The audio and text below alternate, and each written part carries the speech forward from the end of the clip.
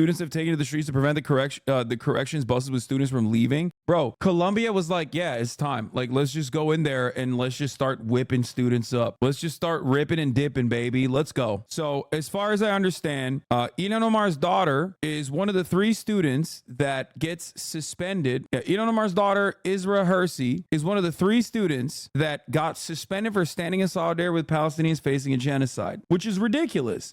She is obviously a part of the Columbia University Apartheid Divest, the Columbia Students for Justice in Palestine. That is one of the organizations that was disbanded alongside the Jewish Voice for Peace. Obviously, these were all student-led organizations. There are a lot of Jewish students in Columbia that were a part of these organizations, especially the Jewish Voice for Peace. And yet Columbia disbanded them because, you know, they were the bag up. A lot of these colleges, for those of you who don't know, let me explain something to you, okay? When we went to the Melbourne Palestine protests, you probably saw students holding up placards that had QR codes on it, demanding that you divest. And you were like, what am I divesting from? What's happening here? And those placards actually wanted schools to divest from some of these mega corporations that work alongside the Israeli state that participate in Israel's ongoing ethnic cleansing campaign and apartheid state. So what does divest mean? It is a demand that our universities no longer fund these corporations in the stock market. Now, the thing is, why should a university even have funds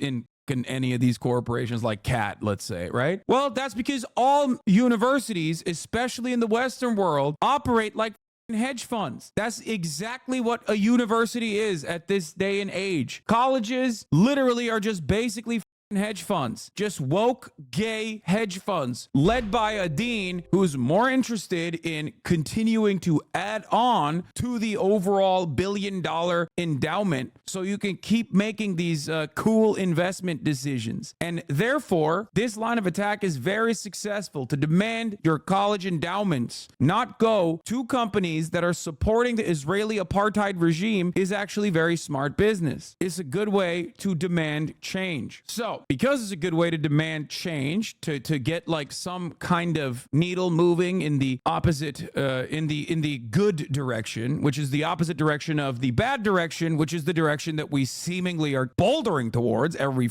day. These kinds of demands are, of course, met with by the supposedly very liberal, very tolerant, very understanding institutions such as Columbia University. How are they met with? Well, they're met with, of course, a strong and very authoritarian response. Those of us in the Gaza Solidarity Encampment will not be intimidated. Now, you might not have even heard about this, but there was an encampment of students at Columbia University standing resolute until their demands were met. Our demands include divestment from companies complicit in genocide, transparency of Columbia's investments, and full amnesty for all students facing repression. Here's what the response looked like. Columbia University saw the students protesting and got annoyed with it and basically decided to send possibly NYPD with a bunch of paddy wagons. That was how they were dealing with it. They were like, oh, you guys are peacefully protesting and demanding that we divest from, this genocidal war machine that we are funding and facilitating. Well, guess what, dude? Guess what? Fuck you. Fuck you. You're going to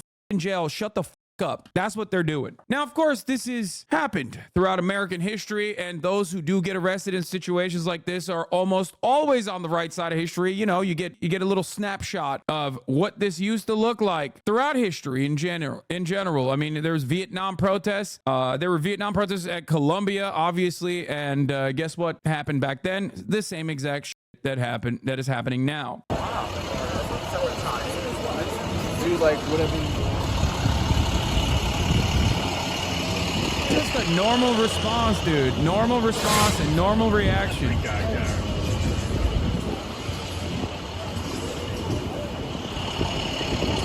So glad we got the fucking Guido Goon Squad out here wearing tactical military gear. Let's go, baby. Let's go.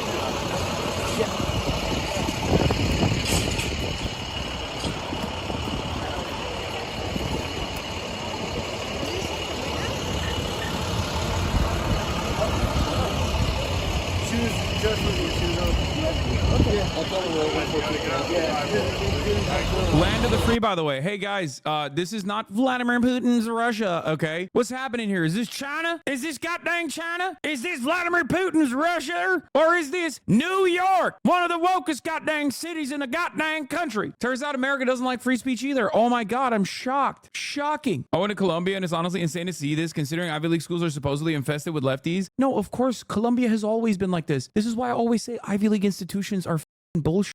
They literally present themselves as aesthetic radicals, but they're just simply liberal defenders of the American military state. Yale and Harvard specifically are basically scouting grounds for the State Department. This is an operation that churns out the most war criminals per capita. It is a war criminal factory. It is the descendants of war criminals ready to do more war crimes in the future. That's what these Ivy League institutions do. Now, of course, that doesn't mean that there aren't brilliant, brave, bold, awesome socialist individuals who happen to go to these schools. Of course there are. But make no mistake, the notion, and I've said this for fucking years, and it's yet another moment of vindication for me. Not that this is about me, obviously it's bullshit, but like this is something that I fought against for many, many goddamn years back when you guys were in your diapers. I was duking it out in the marketplace of ideas against people like Charlie Kirk talking about free speech on college campuses. The one thing that I always said, the notion that college campuses are actually objectively leftist is a ridiculous one. Have you never actually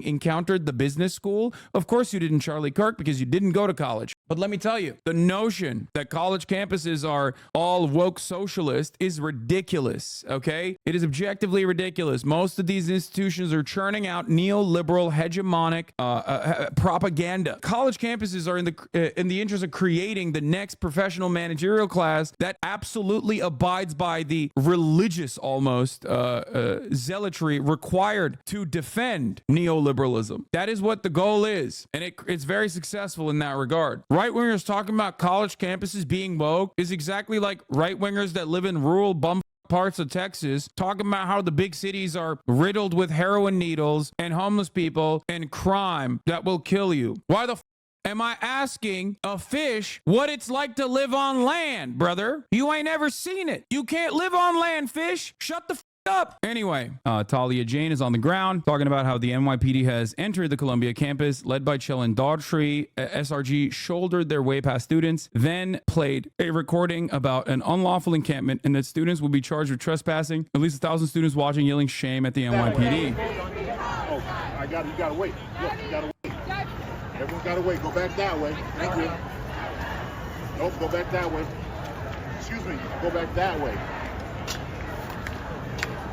We will divest. We will not stop. We will not rest. We will divest. We will not stop. We will not rest. We will divest. We will not stop. We will not rest. We will divest.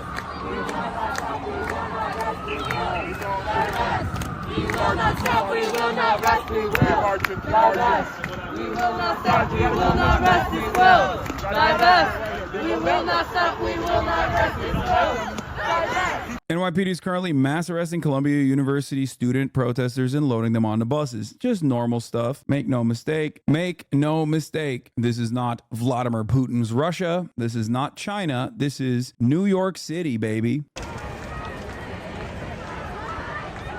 Columbia is known to spend buckets of money on caring for these lawns. Funny in some respect to see how eager the school is to shut down student protests against their investment practices, that they're pouring hot coffee on the grass. They take pains to manicure.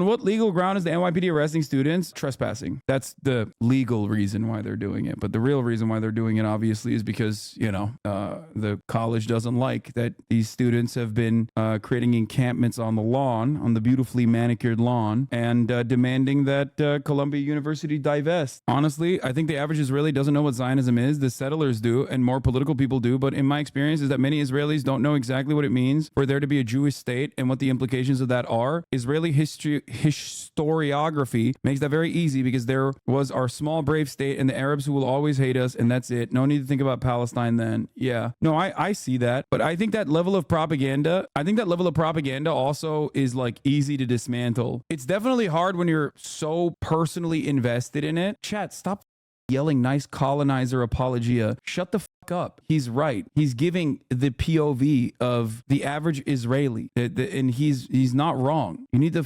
relax. Jesus Christ. Let's stop infantilizing Israelis. Oh my God. No, this is not infantilization. This is talking about how fascist propaganda can be so easy to tap into and believe. Okay. That's why I always say reactionary thinking is like a warm hug. It's a simple solution. It's a simple answer. Everything is super simple. The violence must continue. Actually, there is no violence at all. Calm the down. And the point that I was trying to make here is that kind of propaganda is actually fairly easy to dismantle, because it's kind of like this. Israel, for a very long time, presented the Palestinians as barbaric, bloodthirsty monsters, and they continue to do so after October 7. But people inevitably started recognizing that the real barbarians, or the ones doing barbaric things, was the Israeli occupying force. This happened in the Western world fairly quickly, and it hasn't changed. It's gotten only worse and worse. When you present your opposition as though they are amoral, illogical, barbaric monsters that aren't human, but then they show the real situation on the ground, a lot of people will, especially if they're far removed from the conversation, a lot of people will be able to make up their own minds, especially when Israel gives them enough truths as to why Palestinians despise the Israeli state. That's the reason why the whole,